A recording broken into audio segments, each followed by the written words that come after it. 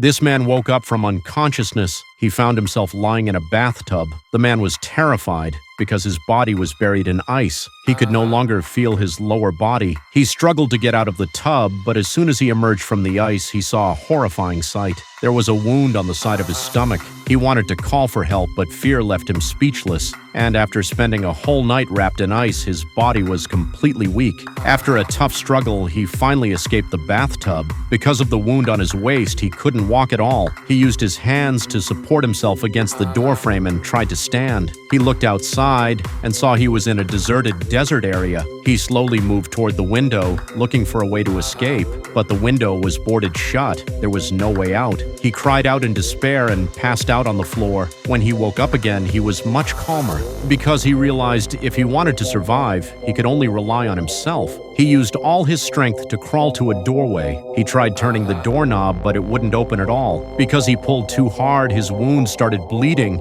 so he had to stop the bleeding first. He tore a bedsheet and wrapped it around his waist. Suddenly, he discovered a telephone in the room. He took a deep breath, then held his breath and crawled toward the phone. Even though the distance was short, it took a huge effort for him. When he finally grabbed the phone, he was thrilled and tried to call for help, but no matter how many times he tried, there was no sound on the other end because the phone line had been cut. He moved the cabinet to try to reconnect the wire, but the connection box was already empty. Just as the man was about to lose hope, he suddenly noticed a piece of paper next to a pipe. When he picked it up and read it, it turned out to be the last words left by the previous person who had been trapped there. This pushed the man to the brink of a breakdown. Was he really going to die here? Just as he was about to give up, he saw a wallet on the ground. Inside the wallet, he found a cell phone. He quickly turned it on. After pressing the button for a few seconds, the screen slowly lit up. This might be his last chance to call for help from the outside world.